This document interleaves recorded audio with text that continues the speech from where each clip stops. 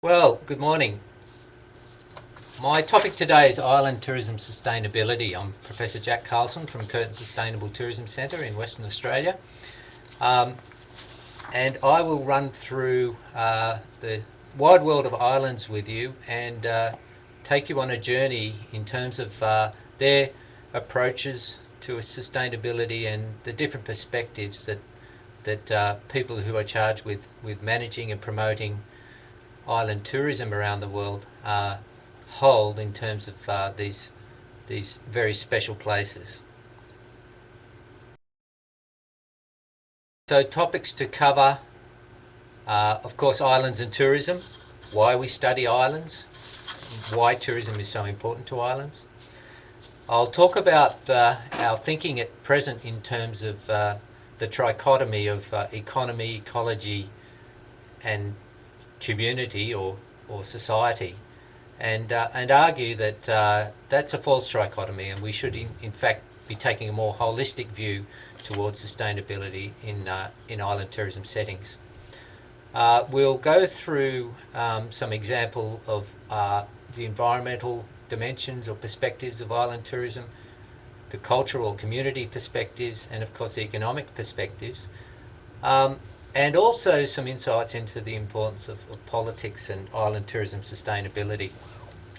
And all of those insights and perspectives are drawn from the case studies contained in the book that I have edited with Professor Dick Butler, called Island Tourism Sustainable Perspectives, and I hope to make a copy of the text from that book available to you as further reading. And of course, Professor Liebert has a chapter in that book as well, drawing on her PhD research and actually comparing it with some island tourism research that I did for my PhD quite a few years ago. And then we'll conclude with some review questions, which again are drawn from the book, and also some recommended further readings from the book, which will then refer you back to some previous excellent work and insights into island tourism. So, why study islands and tourism? Well, around the world, islands do have this idyllic image as a paradise, as a place to escape the turmoil of everyday urban life, as a way of putting distance between you and your usual place of work or your place of residence. And they have always long held this image. And of course, as soon as we talk about island tourism, many idyllic images of both cold water islands and remote locations in Arctic, subantarctic areas, as well as warm water islands of the tropics. Those images readily spring to mind, and of course, tourism has been an essential part of the island's existence for, in some cases, more than a century. And of course, over that period of time, islands have undergone quite substantial change and evolution, and it's quite apparent the changes that islands are going through and have been through. Much more obvious to see the effects of tourism on islands, for example, than it is to see the effects of tourism in an urban setting, because there is so much noise in an urban setting in terms of cities and other high density locations.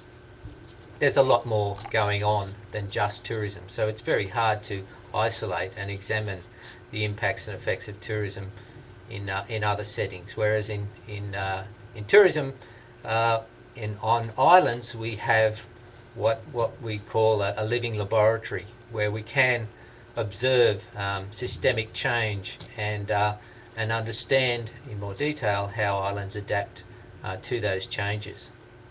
And of course, the islands are subject to a range of environmental, social and economic forces, both internally and of course externally from outside forces, and those forces are both a catalyst of positive change for island development and advancement, and of course the negative impacts of island tourism are very well documented as well.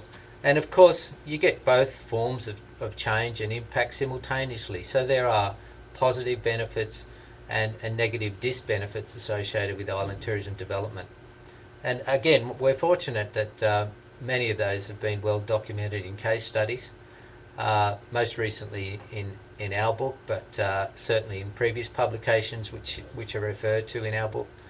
And so we're starting to get a picture, an understanding of how these islands are trying to achieve that balance of economic development, social cohesion, and of course environmental protection, bearing in mind that it's quite often the natural environment and the culture that serve as the attractors and the unique selling propositions for these islands. It's important to understand their place and their value, and of course how to manage those attributes.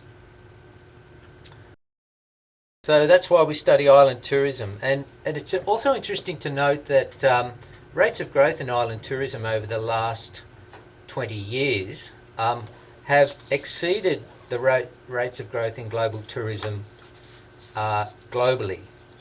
So, for example, tourist arrivals to the Maldives, which is one group of islands that I have studied extensively and have been involved with, the Maldives have enjoyed a doubling in arrivals over the last 20 years. And there's very few tourism destinations,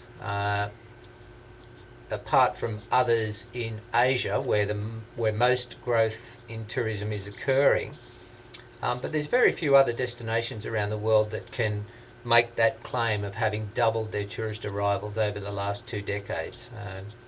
So obviously there are other imperatives, other reasons to focus on islands as a way of understanding sustainability, and of course the impacts of fairly rapid development, and therefore be able to manage those changes. And of course, understanding island tourism development and sustainability requires a holistic approach. And I have adopted the usual practice in terms of understanding any research problem is to compartmentalise, to break it down into component parts, and then by understanding those parts individually and then synthesising that understanding, you then arrive at a more holistic understanding of the problem at hand, the research problem at hand. Now, ideally, all research in terms of sustainability would be holistic. We wouldn't necessarily compartmentalise or take a partial approach. And that's because in practice, it's like having 3 legs of a stool.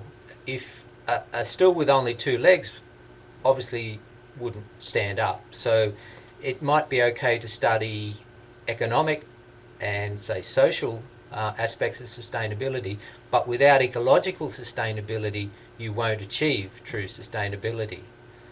So hence it becomes necessary to think holistically, to consider all 3 legs of the stool at once, to build a full understanding and a stable platform on which to build our further understanding.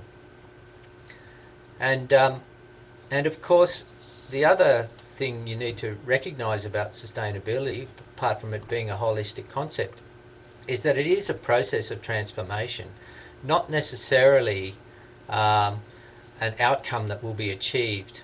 And if we think about it in an island setting, and of course the dimensions around intergenerational as well as intragenerational equity, those sort of social dimensions of sustainability, it is a multi-generational process, and not just in a social sense. I recently returned from the Seychelles, and the Seychelles have had environmental protection legislation in place for the last 50 years. They've been looking after their island terrestrial environments as well as the marine environment, but they're still undergoing processes of restoring particularly their native vegetation and flora and fauna from previous development for agricultural purposes and other purposes, which created an artificial landscape on some of those islands. And that's going to take certainly more than one generation and several generations to restore island habitat to what it was before. So it's a multi-generational concept, it's a multi-generational process, not just in a social sense, but also in an ecological sense. And of course, you people as managers of tourism in the future are very much part of that process. And of course, as I've sort of alluded to, all islands seem to face a common set of problems, a set of issues around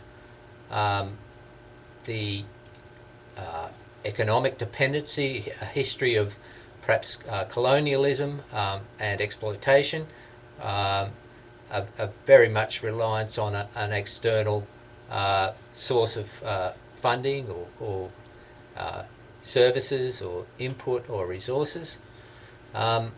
There's also sensitivities around the social structure and degree of connectedness with the outside world. And of course, most islands, particularly warm water islands, are surrounded by reefs and coral, which is extremely fragile, and the effects of climate change is showing just how fragile those reef systems are. So whereas we tend to study islands individually, we can arrive at a collective understanding based on their common problems in all senses of the economy, society and ecology. But starting with the environmental dimensions, if you like, of island tourism and sustainability, very few islands that are developed around the world are greenfield sites. They have a history, and the book actually documents a legacy from historical land uses involving mining, logging, farming, of course, and agriculture, hunting, and not just modern methods of hunting, but traditional hunting as well, and biodiversity loss, and subsequent invasive species introductions of both flora and fauna species. And there are numerous examples around the world, and several in the book, such as Fraser Island, which off the coast of Queensland in Australia, where there has been a history of both sand mining and logging, and of course neither of those activities are sustainable. So the transition to tourism, and in fact quite successful ecotourism operations based on the unique sand island environment of Fraser Island, has been quite successful and quite illuminating for similar islands.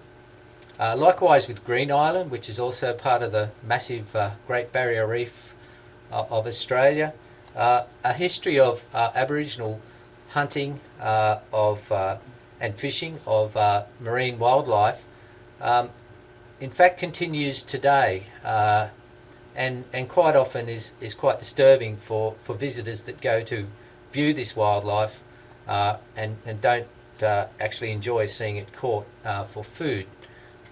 So there's a dilemma there in terms of the historical indigenous use of resources of islands, and the chapter on Green Island in the book addresses how those managers of island tourism are going about trying to encourage indigenous people to interpret their way of life rather than to continue to practice it for the tourists.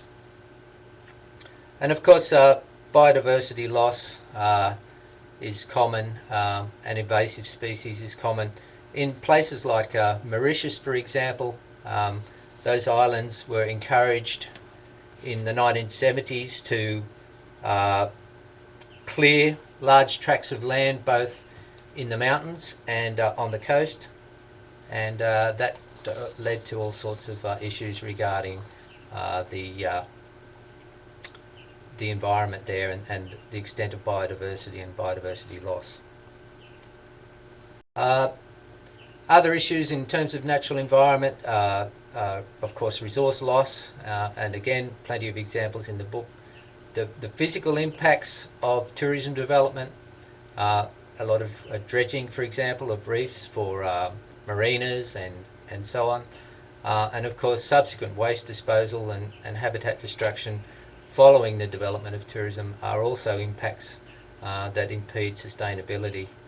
And of course, even if those impacts are mitigated or avoided, there are the global impacts on island environments resulting from climate change, sea level rise, global warming, ocean acidification, and extreme weather events that are impacting on islands as well. In terms of communities, islands suffer from a range of impacts in terms of the colonisation that I was talking about before, and in fact alienation of traditional social systems, political pressures from perhaps the colonising agency, and subsequent tensions that can last for decades. There's also island people are often facing a loss of control as globalisation of an industry like tourism tends to occur, and of course host-guest relations and tensions. And in extreme form, we see crime and exploitation and marginalisation of local people. So these sort of impacts are common as well and must be addressed if sustainability is going to be pursued. In terms of economics, and I mean, given that there are these well-documented physical and social impacts, the question needs to be asked: why would islands pursue tourism development, knowing what sort of effects it has on the environment and the community? And the answer is that they've got limited options for development. There's obviously a high level of dependency on external markets for income and for resources, and that might include nearby government agencies that subsidise islands' operations. They also have limited capacity to produce goods and services, and so everything they sell on the islands has to be imported. And of course, there's a first round impact in terms of tourist spending, but of course the next round of spending from that income flows offshore, flows to another location from where they source their goods and services. So there's a high level of economic leakage which islands struggle to address. Islands are subject to fashions and trends, and just like any fashion product, islands become in vogue and the place to be, and then there can be an event or an occurrence which will cause people to shift their allegiance to other island settings. And we're seeing a lot of this in terms of events such as political turmoil and uprising, how it's impacted on places like Fiji, and their tourist arrivals have been suffering as a result, and more recently the Maldives. We also see those sorts of impacts following natural disasters and events such as tsunamis and earthquakes and so forth. And islands are the first to suffer from a downturn in tourism and tourism cancellations following those sorts of global or even local events. I think islands also struggle with the scale and pace of tourism development. Quite often the skill set and the capacity of people to engage in tourism business needs to catch up with the rate of tourism development, and it's rare that tourism takes place at a pace or a staged level whereby people of the islands can begin to see opportunity and then upskill and perhaps capitalise on those opportunities with some guidance and help in order to participate actively in the growth of tourism. Quite often it's the external hotel chains and airlines and tour operators that benefit most from island tourism development rather than the locals. Developing infrastructure on islands is an expensive exercise. It's virtually twice the cost of doing anything on a mainland location, so infrastructure development is always a challenge for islands, and they must build to host maximum carrying capacity, which means when island visitation is seasonal, a lot of that capacity can be laying idle. So it's a very large dilemma for islands to have to build to accommodate maximum capacity. But if they're going to be sustainable, their water, their utilities, their waste management systems have to be able to cope with 100% occupancy. And of course that only occurs for 3 or 4 months of the year. So there's a dilemma there in terms of the investment required to achieve some level of management in terms of visitor flows. And of course all islands, we need to understand exactly how they function in terms of their economy and in terms of the education and training required to enable people to actively participate in the economic benefits of island tourism. So with that sort of litany of challenges for island tourism, it really falls upon, I suppose, the fourth leg of the table, the government and government agencies to really commit to recognising the challenges that islands face and in developing tourism, and putting in place not just policies and programs based on sound sustainable principles, but also putting them into practice. And governments of course love development and growth, but if you ever hear the term sustainable growth, I would encourage you to dismiss it outright, because no form of growth is sustainable infinitely. If you look to nature, if you look to biology, there is no such system which can continue to grow without some factor limiting that growth and in extreme cases causing the collapse of the system. Now that's just a fundamental rule of nature, but still we see governments obsessed with growth and development and this term sustainable development, which if you think about it is an oxymoron. This is why we need to think more holistically about sustainability.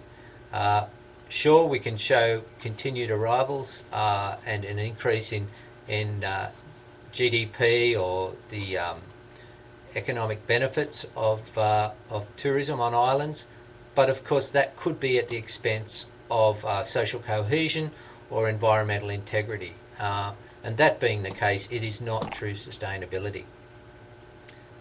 So we're looking now at this concept of the triple bottom line, or even the quadruple bottom line, where governance also plays a part in achieving or pursuing the policies and the implementation of the policies that will lead an island towards sustainability. And recognising too that there are finite limits to growth in both the environmental and the social carrying capacity. And whereas carrying capacity is a fairly static concept, it is useful for framing the notion that growth cannot continue indefinitely. And of course, one of the keys we've found in the book is that as long as there is some level of local input into planning and policy, you do maximise the probability that you're going to have a good outcome in terms of island tourism development sustainability. So, in summary, we have to recognise the sensitivity of islands. They're insular in nature, they're isolated socially in many cases, although increasingly they're more connected with global events and more affected by global events. But they still remain sensitive locations, and that makes them very important in terms of our understanding. Islands, in the face of climate change, for example, are turning out to be the canary in the coal mine. So we are anticipating that we will first see the true impacts of climate change and the associated effects of sea level rise and so on that we've been talking about. They will first of all manifest in island settings.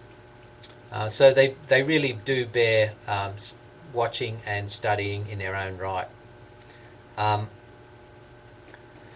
And of course, islands need to be understood, and tourism needs to be understood from multiple perspectives. So getting away from this focus on economic growth and visitor numbers and investment, and looking at the social and ecological flow-on effects of those decisions is absolutely the key to understanding sustainability. And of course, at the end of the day, it is all about a balanced approach to island tourism and sustainability. And of course, the aim is to balance economic prosperity for the island residents, social cohesion, of course, between the islanders and visitors, and of course conservation of the very environment that is quite often the major draw card, the major reason, the major pull factor in terms of encouraging tourists to visit. So I'll leave you with some further reading in the book, and as I say, hopefully you'll be able to access the text from the book, if not the book itself, and you can follow up on all of those concepts and challenges and perspectives in the book in each of the chapters. And I'm happy to receive any questions or comments for the next edition of the book, which will include a chapter on the Seychelles, I will hope. The last chapter of the book, the concluding chapter, includes a raft of questions related to each of the case studies. I don't necessarily have time to run through them now, but I would encourage you to look at some of the remaining research questions that need to be addressed if we're going to develop a more complete understanding, a holistic understanding of sustainable tourism in island settings. And it's about, of course, it's about the ecological challenges and of course the cultural sensitivities. It's about the vexing questions of governance and leadership in the face of very protracted global problems around climate change. It's about communications between hosts and guests to avoid any sort of cultural conflict that may be arising through tourism. It's about appropriate forms of tourism development, and I suggest you ask Professor Liebert in more detail about the impacts and effects of island casino development, which many governments are supporting but may not be entirely suitable to the culture and setting of islands. And of course, islands in transition from one form of economic base, which might be primary production, to a more sustainable economic base around sustainability and the service industry, is another question that we need to examine. And on the upside, does the geographical isolation afford some form of protection, but it also limits arrivals, and it makes islands very dependent on transport systems. And what happens if those transport systems are not operating or are not affordable? What happens to the island's tourism businesses, and that those depend on a regular flow of arrivals. Diversifying the economic base and visitor markets in terms of tourism product offerings, services, products, experiences is another question that remains to be addressed. How islands cooperate with each other to cross-promote, particularly in a Mediterranean setting, is also covered in the book. And then, of course, what political and legal changes do we need to inculcate a sustainable perspective in development of sustainable island tourism? So those are the questions that remain to be addressed. We've certainly developed our understanding over the last 20 years of these fascinating places, and I encourage you to do the same. Thanks for your attention. Bye now.